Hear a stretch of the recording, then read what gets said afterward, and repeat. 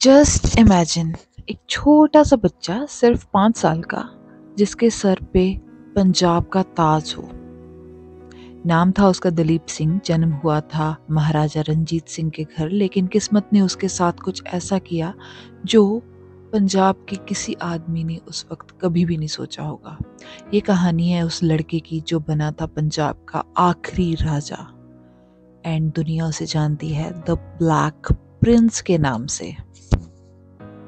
1838 लाहौर में महाराजा रंजीत सिंह और महारानी जिंदा के घर जन्म लिया दलीप सिंह ने।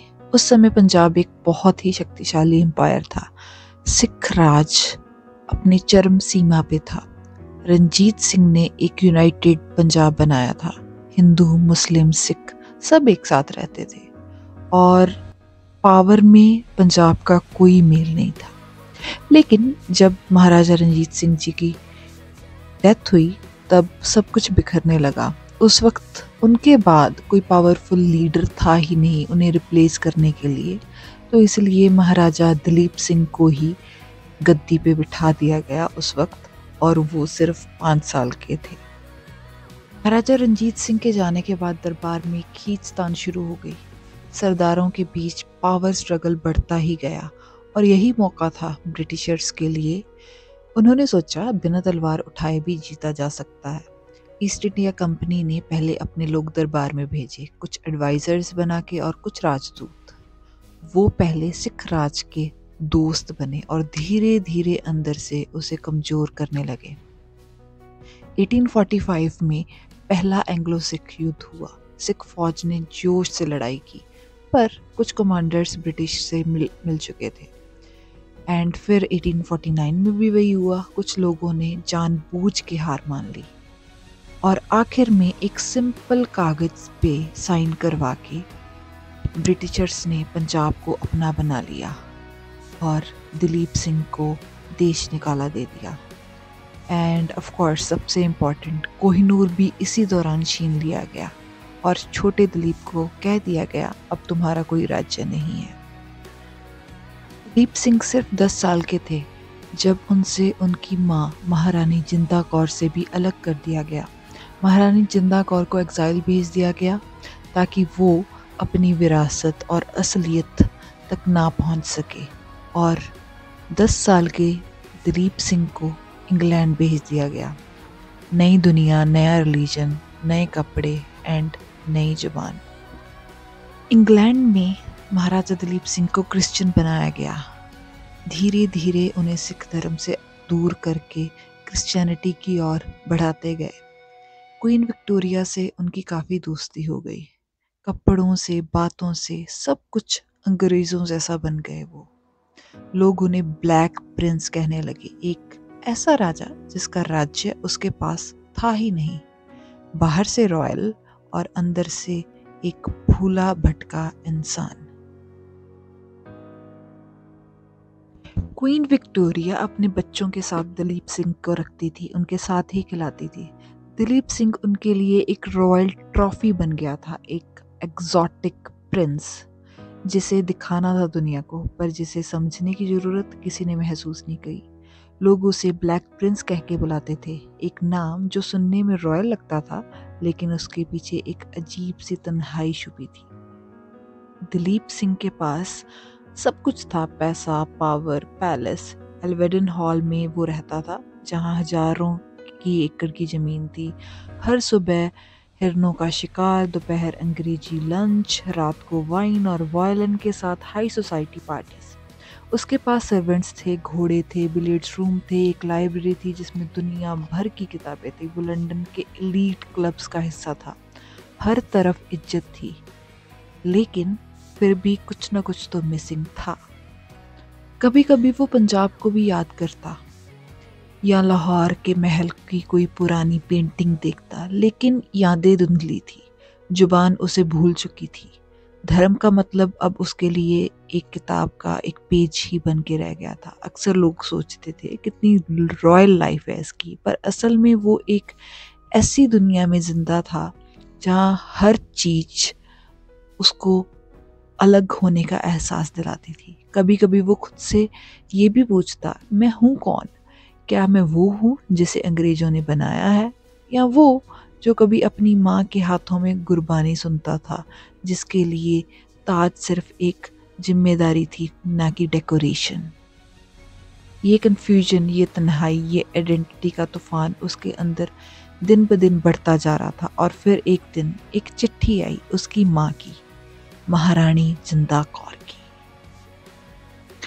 चिट्ठी के बाद महाराजा दलीप सिंह अपनी माँ से मिलना चाहता था, पर उसे तुरंत माँ से मिलने की आज़ादी भी नहीं मिली। ब्रिटिश गवर्नमेंट के पास एप्लीकेशन देनी पड़ी, उसे अप्रूवल लेना पड़ा अपनी माँ से मिलने के लिए। सोचिए, एक राजा जिसे कभी पूरा पंजाब सलाम करता था, अब उन अंग्रेजों से इजाज़त मांग रहा है कि अपनी खुद की माँ से मिल सके। ब्रिटिशर्स ने पहले रोक दिया। वो डरते थे कि माँ उसे वापस सिख बना देगी, अपने पंजाब का राज भाग जो था उसके पास, जिसका वो महाराजा था, उसके बारे में बताएगी और उसमें बगावत जाग जाएगी। पर फिर जब पब्लिक ओपिनियन बदलने लगे तो उन्होंने फाइनली हाँ कर दी, लेकिन कंडीशंस के साथ। महारानी जिंदा कौर को इंग्लैंड लाया गया, लेकिन वो ऑलरेडी वीक और बीमार थी।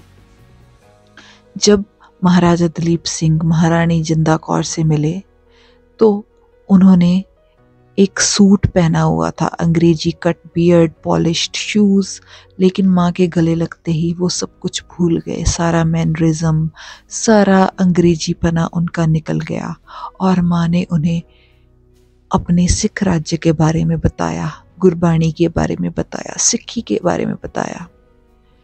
फिर महाराजा दलीप सिंह ने टर्बन बांधनी शुरू कर दी और कहा, मैं सिख था, हूँ और रहूँगा। लेकिन ये सुकून बहुत देर तक नहीं रहा, क्योंकि महारानी जिंदा पहले से ही बीमार थी और उनका देहांत हो गया। माँ के जाने के बाद महाराजा दलीप सिंह फिर से अकेला जरूर था, पर अब उसके पास एक जीने की वजह थी, एक मिशन था। उसने डिसाइड किया, अब मैं सिर्फ अपने लिए नहीं, अपने पंजाब के लिए जीऊँगा। जो राज्य मुझसे छीन लिया गया, जिसे मेरे माँ बाप ने बनाया था, जिसे मेरी कौम ने अपनी खून से सींचा था, उसे वापस लूँगा। पर ये कोई फिल्म का सीन तो था नहीं, जहाँ एक हीरो आता है और सब कुछ जीत लेता है।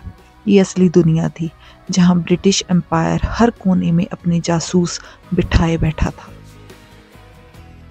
लेकिन दलीप सिंह ने हार नहीं मानी। उसने रशिया से कांटेक्ट किया, प्लान बनाया कि अगर यूरोप के कुछ राजा और रशिया सपोर्ट दे तो वो पंजाब में रिबेलियन खड़ा करेगा। वो फ्रांस गया, फिर इटली, फिर स्विट्ज़रलैंड, हर जगह लोगों से मिला जो अंग्रेज़ों के खिलाफ थे। उसने अपने राजपूत कनेक्शन, सिख आइडेंटिटी और रॉयल ब्लड का यूज़ करके लोगों को इंस्पायर करने की कोशिश करी। दलीप सिंह ने अंग्रेज़ों के खिलाफ खुलकर बोलना शुरू किया, न्यूज़पेपर में आर्टिकल्स लिखवाए, स्पीचेस दिए और हर जगह एक ही बात कहने लगा, मुझसे मेरा राज्य छीना गया है और मैं उसे वापस लेकर रहूँगा। वो प्लान कर रहा था एक मिलिट्री एक्सपीडिशन, खुद अपनी आर्मी लेकर पंजाब वापस जाने का।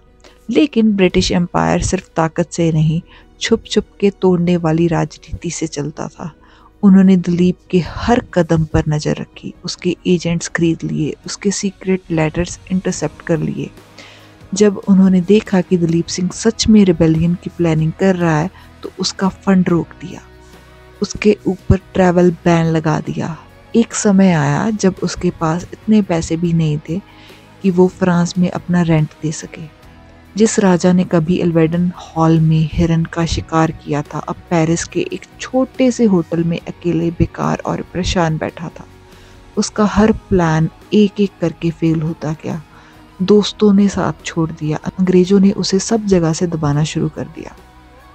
लेकिन दलीप सिंह के दिल में आग थी। जब भी उसे कोई कहता तुम अंग्रेज बन गए हो, वो सिर्फ इतना कहता, मैं सिख था, मैं सिख हूँ और सिख ही रहूँगा। और इसी जज्बात के साथ वो जिंदगी के आखिरी दिन तक ख्वाब देखता रहा, एक एक दिन कि एक दिन वो अपना पंजाब फिर से देखेगा। वक्त बीतता गया और दलीप सिंह के सपने भी एक एक करके टूटते रहे। जिस राजा ने कभी दुनिया के सबसे अमीर लोगों के साथ डिनर किया था, अब वो पेरिस के एक छोटे से कमरे में तन्हा रहता था। पैसे खत्म हो गए थे, दोस्तों ने ताना मारना शुरू कर दिया था, एक सिख बनने के चक्कर में सब कुछ गवा लिया। लेकिन दलीप सिंह ने कभी अपने फैसले पर पछतावा नहीं किया। उसने ये कहा, मुझे जो बनना था मैं बन गया, जो सच था उसी को चुना। उसकी हालत खराब होने लगी, सेहत तो पहले से ही बिगड़ी हुई थी, अब मन भी हारने लगा।